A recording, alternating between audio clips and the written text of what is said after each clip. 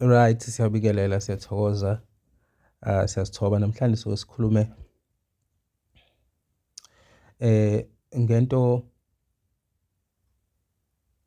engike ngayihlaziya eminyakeni edlule ngokwemicabango. Ngike ngithande ukuthi kuzo zonke izinto kuyaye kukhulunywe ngazo ngishaye kakhulu ethinta wena personally.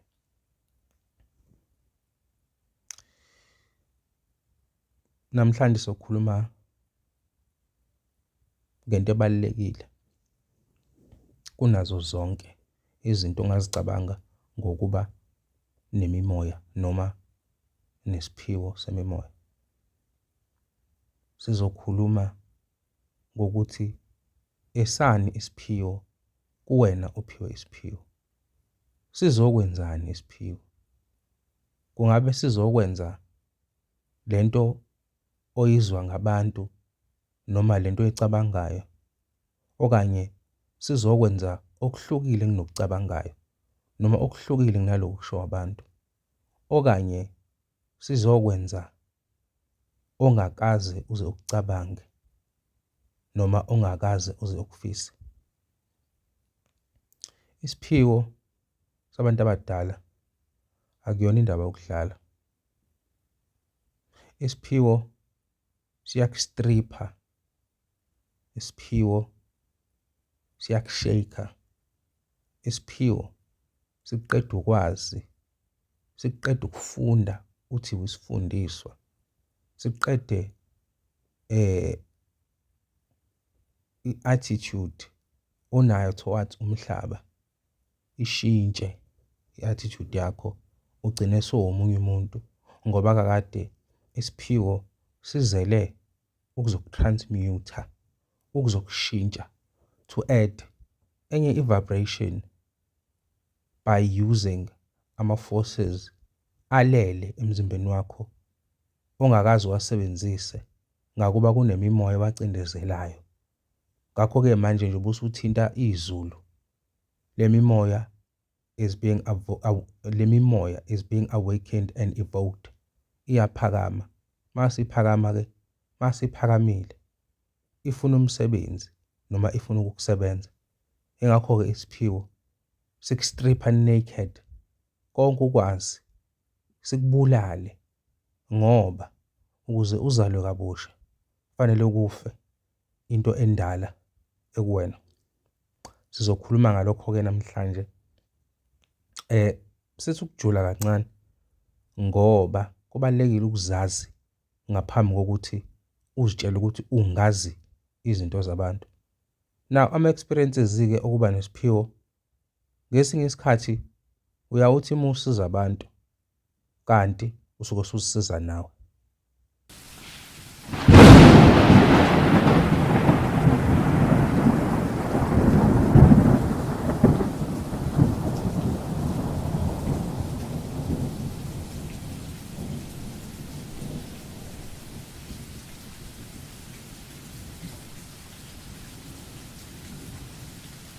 Right.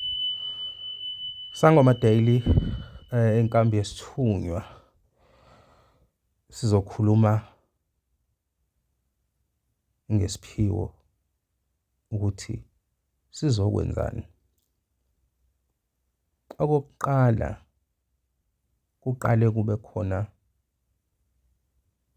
into ehlukile ngawe from the moment ukhula, indlela ubehave ngakhona, izinto ezenzeka ngakhona kuwena, nangendlela ocabanga ngayo. Wawuhlela ukwazi ukuthi kukhona into ekhona la kuwena kodwa ingachazeki noma wawungazi ukuthini. Iplan ayihleli ibekiwe ukuthi ngelinye ilanga uzokwazi ukuthini. Sikhuluma ngabantu abanesiphiwo semvelo, sikhuluma ngabantu abanesiphiwo samoya, sikhuluma ngabantu abaphiwe ngempela, abazalwe nayo lento yosiphiwo.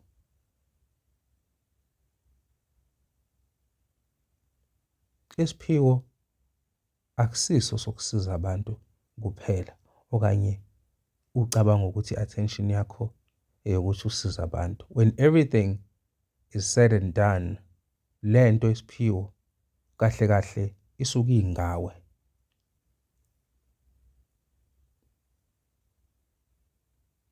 Isiphiwo sifike sikushake. Kunezinto uthola ukuthi mangabe ukhula ufisa ukuzi-understand ukuthi into ewukuthi ngabe ini, and uthola ukuthi awazi ukuthi intoni eyenza ukuthi ucabange leyo nto kodwa uvele uyicabange. I wonder into ewukuthi intoni nokuthi yenziwa kanjani. And isikhathi esiningi kusuke kuyizinto abanye abantu abangazi-perceive as weird because vele umuntu onesiphiwo uhleli uzoba weird kubantu nje abanormal because kuyabazi baku-understand. So ubuze imibuzo e-weird noma eba weird kabanye abantu.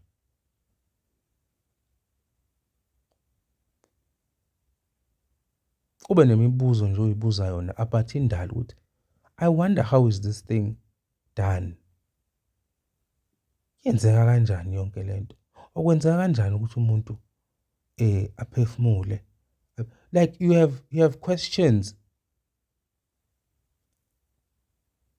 Angisho ukuthi yonke imibuzo iyafana, but mangabe ngizama ukwenza i-example, but unesiphiwo uba nezinto uyaye uhlale phansi uzicabange kodwa uzicabanga ngokujula. Ebese mawukhula impilo ngendlela eyenza ngakhona ugcine usukhohlwa izinto ezikanjalo. Only to find out ukuthi ngesikhathi usungena esiphiweni noma usu-address isiphiwo sakho noma ubizo lakho ebese ziyavumbuka lezi zinto ngoba kakade wawuyimanifestile nokuthi yiwena lento ukuthi uyayikhumbula leya nto owawuyibuza naye-ke sifikile manje nake usuzoyazi ngoba isiphiwo sihlangene kakhulu nendalo nemvelo.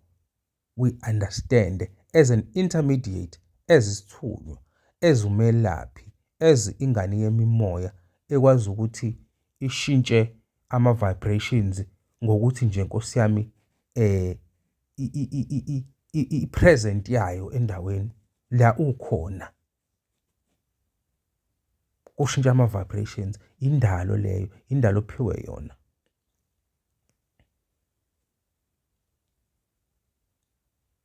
So ebese isiphiwo ngisashaya nje izinto ezama-headlines esiphiwo. Ezisiphiwo into ebalekile kusona noma ebaleke kakhulu kusona ukuthi uzazi wena more than anything else. Uzifunde uziqonde ukuthi ubani. Mangabe uzifunda uziqonda ukuthi ubani, ama-traumas odlule kuwona uwahlambuluke engqondweni. Izichitho abantu bakini ababulawa yizona uyibreak leso spell, amakhubalo aphuphisa ingane zakwenu uyibreak yonke leyo nto. Kuzalwe kabusha inkosazana noma inkosana ezoba i-bloodline yokukhanya ekhaya.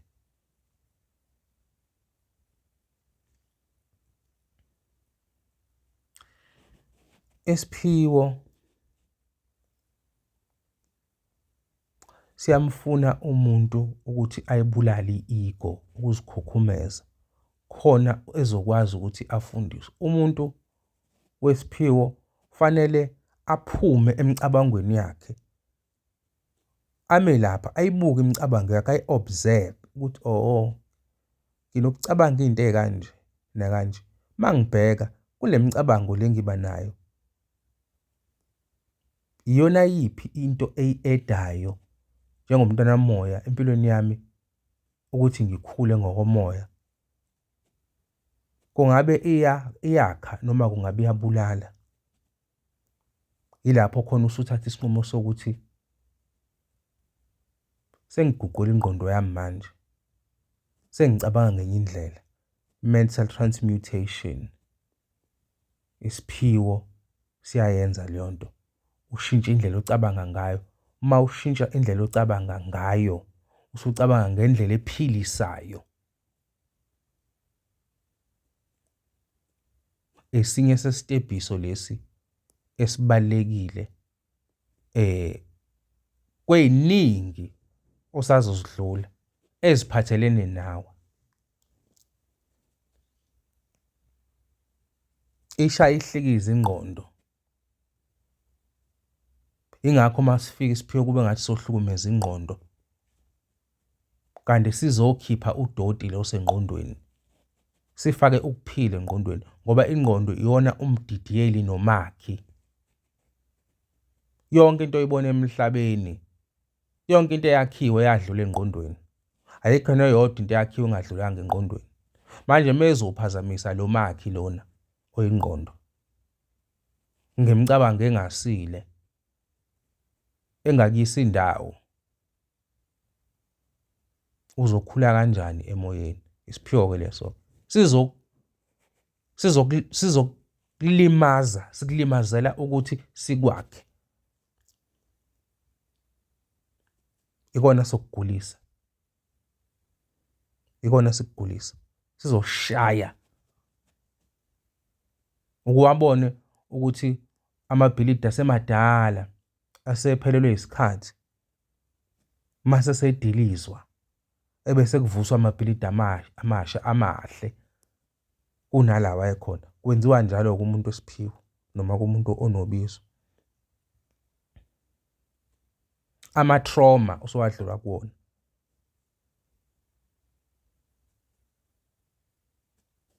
Isiphiwo sifuna ukuthi wa-address ngoba uma ngabe waziba azoziletha wona.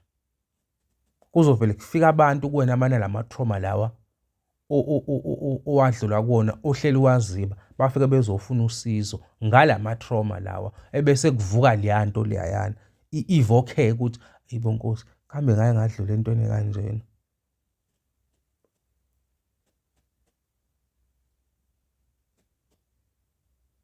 Wahlambuluke, udlule kuwona, udlule entweni. Sifuna leyo nto isiphiwo, udlule entweni. Ezinye zezigxathu, ngisabala ezinye zensebenzo zesiphiwo ezisuke zizosenza kuwena kumuntu waso, kumuntu wamoya. Siphiwo akusona ngokuthi ulaphe kuphela. Siphiwo, the most important aspect yesiphiwo ukuthi ulungiseke wena. Ukhule.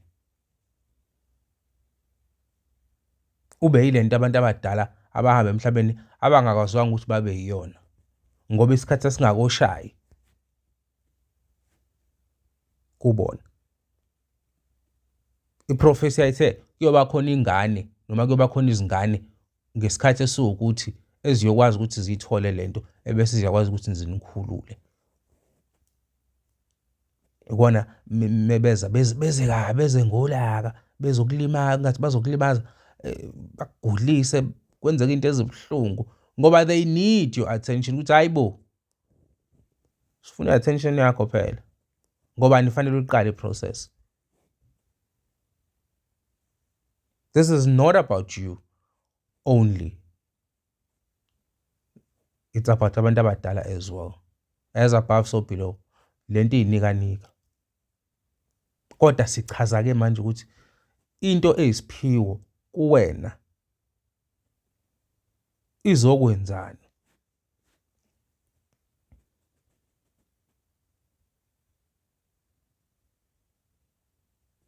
Isiphiwo siyakwenza ukuthi uyitshele ukuthi uhlakaniphile kunabanye abantu abaneziphiwo nokuthi ubona kangcono noma imibono yakho ingcono. Ngoba isuke isakusebenza isiphiwo ukuthi ube ileyonto. Ngoba thina abantu basemhlabeni sinalesifo lesi sendalo ekuthiwa i-ego. Ego, ego, ukuzikhukhumeza sendalo, akuyona into embi, into eyindalo, but isiphiwo sifuna ukuthi sivuse leya nto leya khona soyibulala. Mase sesibulala i-ego, sesibulala ukukhukhumeza, yila khona usuqala khona ukuba umuntu omdala. That is why abelaphi noma izangoma noma abathandazi abakade baba abathandazi baba abantu abathobile, because they've been to all ama-stages. Bafike baba nestage sempakamo sokucabanga ukuthi bayazi nokuthi bahlakaniphile. Baba kwi-stage sokushayeka, baba kwi-stage se-in denial, baba kwi-stage se-healing. Then base bafika kwi-stage-ke sokuthi-ke manje zonke lezi sebedlule kuzona zabulawa zafa because of ama-experiences. Isiphiwo senza ukuthi ube ne-wisdom, hhayi ngokufunda iy'ncwadi ey'ngcwele, hhayi ngokufunda, but ngoku-experience izinto at first hand. Nayo-ke into yesiphiwo, you experience izinto at first hand ngomzimba wakho nangengqondo yakho. And iyagqilaza leyo nto. That is why abanye abantu abaningi bavele bashiye. But mase usuyiqalile indlela noma wasiqala isiphiwo, ngisho ungasishiya ngokwenyama but sizokulandela, sizokusebenza ukuthi ngeke uzubone wena. Nalabo abathi baziyeka iziphiwo zona bazibalekile, banamanga sisabasebenza isiphiwo kuwukuthi ngenye indlela ababoni.